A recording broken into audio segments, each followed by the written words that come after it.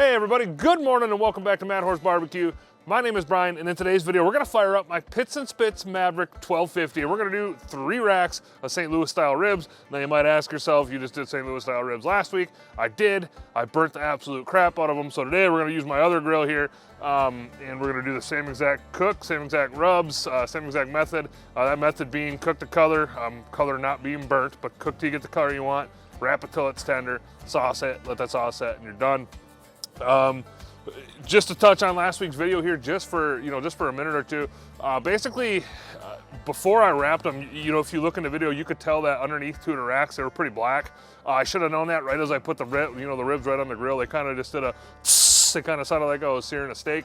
And then after I took them out of the wrapping, I had to cut that scene out just because it would have just been a nonstop like beep. Basically, when I took that first rack of ribs out of the foil, I opened up the foil, and it was like the scene from Christmas Vacation when they slice open a turkey and just steam, not steam, but like burnt smoke coming out anywhere. But enough about that. I did have Dairy Queen for dinner that night. But anyways, enough about that. Back to the Pits and Spits Maverick 1250. We're gonna run this thing at 275 today. We're actually using Traeger pellets. I see a lot of questions going around about pellets. I've used about dang near everything. I really have no complaints against Traeger pellets. There was, I think, one time back when I had my Rectech 680 or whatever the bigger one was at the time. I had a hard time getting it up to temp, and then I switched pellets from the Traeger back to Lumberjack, and I had no issue. And by temp, I mean like high temps, like 400 degrees, which I think it's kind of pointless to bring a pellet grill this big up that high. Anyways, you just cook on charcoal or cook on gas if you're looking to sear something. But that's just me using Traeger hickory pellets. Yeah, and that's about it. Should be a relatively easy cook today. It is Super Bowl Sunday. Gotta say I'm super excited for this game. We got the Rams and the Bengals. Still haven't made my mind up which team I'm rooting for. But yeah, without further ado, let's take you inside. Let's get the ribs rubbed down, and we'll go from there. All right, guys, up in the kitchen here. You can see we got, I don't know if you can see, but we got 2 of the 3 racks. They're already rubbed down. The rubs we're gonna use today is, like I said before, we're going to use the same exact rubs as we used last week. We're going to use both rubs by Butcher Barbecue, one being the honey rub, the other being the grilling addiction. Sorry about the toddler in the background crying. He's having a rough morning. As you can see, like I said, 2 out of the 3 racks are already rubbed down. I'm not using a binder today, just using, the wetness of the ribs still. So what I'm going to do first, go ahead and go on with the honey blend, or the honey rub, I should say. Give that a pat. And while I'm at it, I'm going to get the sides and the ends. Be good. And then we're going to go ahead and go on with the grilling addiction. Give that a pat. Go ahead and flip it over. Same exact thing on the other side. Honey rub for the first coat. The honey rub, not only is a bit sweeter, but it gives the ribs a nice red color, which for appearance-wise, it's really nice, and it also tastes really good. So once that's on, we'll go ahead and just press it in. When it comes to binders too, it seems I go in streaks, and lately the streak I've been on, I don't use binders pretty much for anything, maybe brisket, but not even that lately, But anyways, you just got to do what you want. Binders, you can use yellow mustard, olive oil, barbecue sauce, hot sauce. You can use whatever you want. I'm just choosing not to. So once the first rub is patted in, go ahead and take the grilling addiction and take the grilling addiction and go on with that.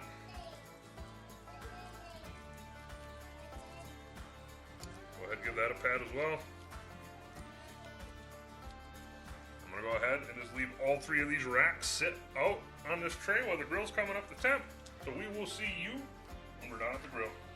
All right, down at the Pits and Spits Maverick 1250, we got this thing preheated up to 275 today, cooking at 275. Let's go ahead and throw the ribs on.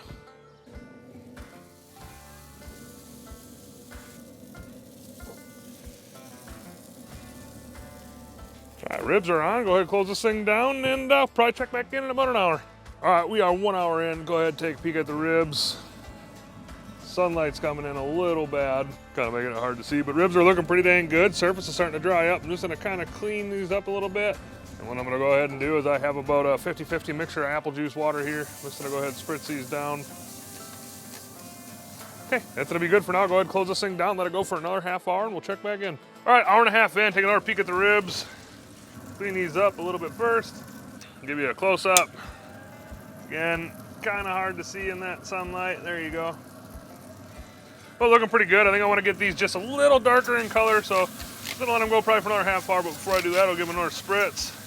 Okay, go ahead, close these things back down, or close the grill back down, let it go for another half hour, and I think it'll be time to wrap. So when we wrap it, we'll pick back up. All right, up in the kitchen, time to wrap these ribs up. I got 2 out of 3 done already.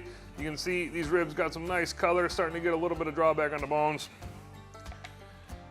But the way we're gonna wrap these up, we're gonna go ahead and take a little bit of the Butcher barbecue sauce. This is the Apple Orchard BBQ sauce. We're gonna go ahead and take a little bit of that, pour it in the foil, not a lot, just a little bit. And then to that, I'm just gonna put a little bit of this liquid in there. This is that apple juice water mixture I was using to spray down the ribs. Should be good. Put it away. Take the rib, put it meat side down, and go ahead and wrap this up. This is 2 layers of foil.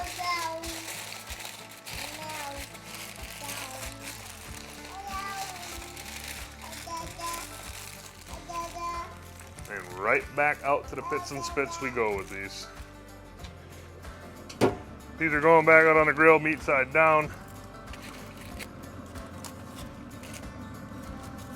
Just like that. Go ahead, close this thing down. Let them go probably for about another hour and we will check back in. We are back. We've been on for about 3 hours and 15 minutes. I did come out about 15 minutes ago and I did check these ribs. I'll just show you what I checked. You can notice I got the top rack in there too. I do got some smoked queso going on today. Also, a little late to that game, but it is Super Bowl Sunday. But basically, when you check these ribs, we don't drop them. You just take your Thermoworks or take a toothpick or whatever, and you just stick it right in the middle, and you don't want there to be any resistance. So one way to do it is if you pull in and it like lifts up on the rib, like it kind of lifts it up off the foil, you know it's not done. If you wanted to know an internal temp on these, right about 206, 207. These are probe and tender all the way through. So it is time to, what I like to do after they do probe tender, is I like to take them out of the foil. I like to put them right back on the grill. We'll just do that 1 rack at a time. We'll be careful with it. These will probably be pretty tender to play with. You can see we got some nice looking color going on there.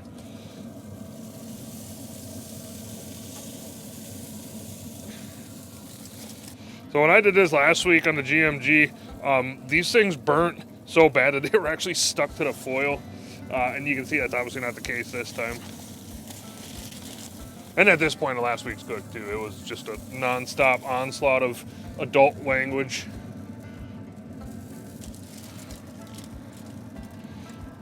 That's right.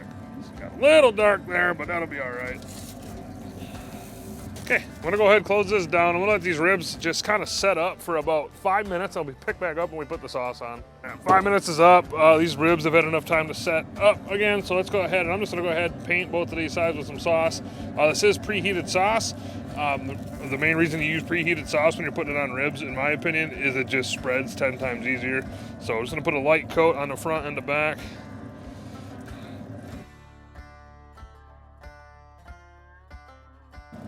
Good for the backs. Go ahead and flip them over and do the fronts.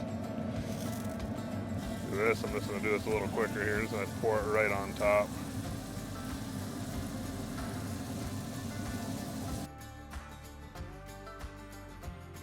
Okay, close this down. Let it go for about 5 minutes, and we'll be picking back up inside when it's time to try them out. All right, we are back, and it is time to slice into these things and give them a try. Real quick, go over these cook times. Total cook time today of about 3.5 hours. 2 hours on the grill. About 1 hour and 15 minutes in the foil. That's 3:15, and then about another 15 minutes on the grill, you know, because after I took them out of the foil, I let them set on there for about 5-6 minutes, and then sauce them for 5-6 minutes. So right at about 3.5 hours. Internal temp, as you saw when I probed them. If you want to know internal temp on rib, I think these are like 206, but the important part to remember there is that they were probe tender. These are definitely probe tender. They look pretty darn nice. Good color on them. Like I said, got a little dark right there, but you know what? They're going to eat just fine. So without further ado, let's cut into these pups and give them a try.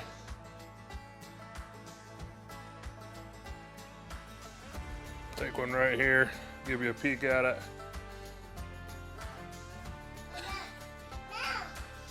Got a cat in the background going crazy. Got a kid in the background going crazy, a little bit of everything. But right there, that's a nice juicy rib. So let's take you into a taste test. Here we go.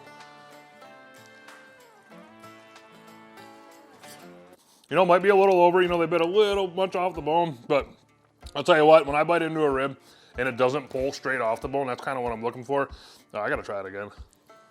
That is a, part of my language, that's a damn good rib. I gotta say, now that these ribs aren't burnt like they were last week, I can definitely say the combination of that butcher barbecue, honey barbecue rub, and the grilling addiction on there is absolutely fantastic. You get a little bit of sweet and savory, the sweetness coming from the honey, the savory coming from the grilling addiction, and then that apple orchard barbecue sauce. You know, I'm always hesitant because when I see fruit kind of mixed with barbecue sauces, there's only a few that I really, really like. One being Blues Hog Raspberry Chipotle, that is just fantastic. But that apple orchard right there, it's just such a faint taste of apple. You know it's there, but it's not overpowering. And to me, that's what I'm looking for, like when something's a little fruity like that. That right there is absolutely fantastic. Nice color on that rib too. So now besides that, I'm gonna go ahead and sign off. Like I said, you know, I cooked till I got the color, wrapped till I got the tenderness, and I sauced them till they were done. You know, ribs are as easy as that. Pretty much anything that you cook out on the grill is as easy as that. Besides like a steak, you don't want to do that. But now, besides that, I'm gonna go ahead and sign off.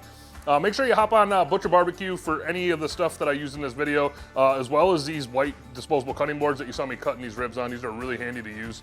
Yeah, and besides that, I'm gonna go ahead and sign off. So you guys and girls have a good day. See you next time.